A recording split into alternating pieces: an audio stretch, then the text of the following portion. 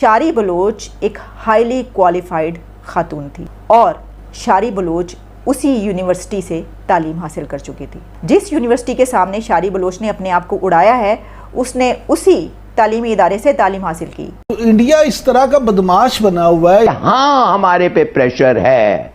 इसने पाकिस्तान को दुनिया के सामने दहशतगर्द रियासत साबित करने की हर मुमकिन कोशिश की। इस वक्त हमारा पड़ोसी भारत है जो वहां बोरिस येल्सिन का जाना, डॉक्टर जयशंकर का उनकी फॉरेन पॉलिसी को नए लेवल पर लेकर जाना, उनका भी रिसेंटली बड़ा सक्सेसफुल दौरा था वॉशिंगटन डीसी का, जहां पे 2+2 पे उनकी जो मीटिंग्स हुई, उसके बारे में मैं अर्ज करना चाहूंगा।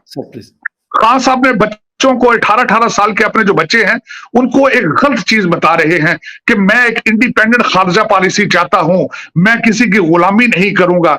इनके अपने मशीर ने, मोहित यूसुफ साहब ने कहा था कि आजाद खारजा पॉलिसी के लिए आजाद आपकी मुआशी पॉलिसी जरूरी है। आप जब तक अपने पांव पर नहीं खड़े हो सकेंगे, आपकी फॉरेन पॉलिसी आजाद नहीं हो सकती। आप आज का हालात है, आपके फॉरेन रिजर्व सिर्फ $2 बिलियन रह चुके हैं। आपके पास चीजें एक्सपोर्ट करने के लिए सिर्फ 1 महीने के खर्चे मौजूद हैं। आप श्रीलंका से सिर्फ कुछ इंचेस के फासले पे खड़े हैं और आप नारे मार रहे हैं कि आपकी आजाद खारजा पॉलिसी। सर, दूसरी तरफ हम जब देखते हैं, मतलब जयशंकर साहब ने रशिया से वो ऑयल लेते हैं, लेकिन इतने अच्छे तरीके से डिफेंड किया, यकीन करें मैं हैरान हूं। मतलब जहांगीर खटक साहब अमेरिका से मेरे साथ कुछ 2 हफ्ते पहले मेरे साथ इसी शो में थे और वो कह रहे थे कि हमें कोई हिंदुस्तान को कोई एकेडमी बनानी चाहिए कि हमारे लोग वहां पे पॉलिटिशियन स्पेशली जाके वहां से सर सीखें। सर, क्या मतलब ऐसी कमियां हैं, मतलब एजुकेशन नहीं है या क्या वजह है कि मतलब जयशंकर साहब जैसे आदमी जाके डिफेंड करते हैं हिंदुस्तान को और अपनी बात सर मनवा के आ जाते हैं और हम अपनी बात वहां पे मतलब पता नहीं क्या करके आ जाते हैं।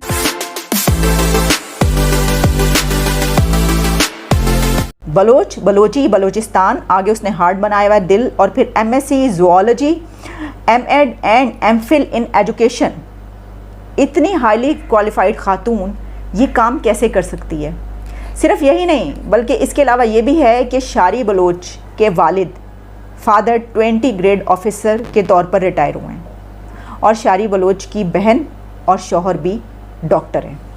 ये एक क्वेश्चन मार्क, एक सवालिया निशान है कि इतनी हाईली क्वालिफाइड एक लड़की, और सिर्फ यही नहीं कि सिर्फ वो किसी तरीके से पढ़ लिख गई और उसका जो ख़ानदान है वो बिल्कुल जाहिल और बहुत ही एक महरूम तबके से उसका ताल्लुक नहीं, उसका सारा ख़ानदान पढ़ा लिखा। तो भीख आज मिल गई $200 मिलियन की, $200 मिलियन, $204 मिलियन। चले, वो तो इमदाद कह रहे हैं ना, आप भीख हैं, वही तो इमदाद कह रहे हैं, वो वैसे इमदाद का लफ्ज़ इस्तेमाल कर रहे हैं, तो वो अपना भीख भी मिली तो ये मिली। हाँ, आप इसको एक बदकिस्मती कह सकते हैं पाकिस्तान की, आप इसको पाकिस्तान की एक ऐसी बदकिस्मती कह सकते हैं, एक ऐसी तकलीफ दे हकीकत कह सकते हैं। मैं होता इनकी जगह पे तो मैं तो अमरीका को ये कहता कि याद दियो सानू, अच्छा, तो नहीं तो फिर असी रूस को जा रहे हैं, असी तो भुखे तो नहीं मरना, ठीक है, असी सड़कों तो नहीं लोग नहीं आने, तो तुसी या तो तुसी पैसे मेहरबानी करके IMF को 2-3 बिलियन दे देन जी, तो सऊदीज़ को भी रख मार दियो कि असी उधर भी चले जाने हैं। वो पाजी सर मेहरबानी करो, असी आ गए हैं, गोडे शोडे हाथ लाओ, पैसे ले आओ। यार ये बात ये है, हाँ। ये ऑनर की बात नहीं है, ये इज्जत की बात नहीं है। आपने अवाम के पेट भरने हैं। जैसे जागीरदारों के घर के बाहर बैठे होते हैं ना हुक्का ताज़ा करने वाले, तो उनको बाहर बैठा है, थोड़ी सी रोटी खवा दो। ये पाकिस्तान की इज्जत अफजाई हो रही है। फैक्ट ये है काजी साहब, सच ये है कि ये मुल्क इकोनॉमिकली इंडिपेंडेंट नहीं है, सेल्फ सस्टेन। ये मुझे कहते हुए शर्म आ रही है, अगर मैं इस पे आपको ये हकीकत बताने का क्या करें। गौर से सुनिएगा, इस पाकिस्तान में होता क्या है, ये जालसाज इस मुल्क को किस तरह लूट रहे। भारत को पाकिस्तान का अमन आपको पता है कि एक आंख नहीं भाता। हर वक्त इस मौके की तलाश में भारत के पाकिस्तान को किसी ना किसी तरह डिस्टेबलाइज किया जाए। यानी इंडिया इस तरह का बदमाश बना हुआ है, इलाके का इस तरह से वो जगह बना हुआ है कि वो सिर्फ किसी कानून को मानते ही कहाँ है वो ना बैनुल अक़वामी कानून को मानता है, ना आपकी बात मानता है। फिर भी चैन नहीं मिलता नरेंद्र मोदी को। इसने पाकिस्तान को दुनिया के सामने दहशतगर्द रियासत साबित करने की हर मुमकिन कोशिश की, हर जगह पे जाके कोशिश की कि हाँ, हमारे पे प्रेशर है, हमारे पे प्रेशर, ग्रे लिस्ट पे रहना प्रेशर है, मगर हमें पता है कि हम ब्लैक लिस्ट पे नहीं जाएंगे, वीटो हो जाएगा। चीन हमारे साथ है, 5-6 और मुल्क हमारे साथ।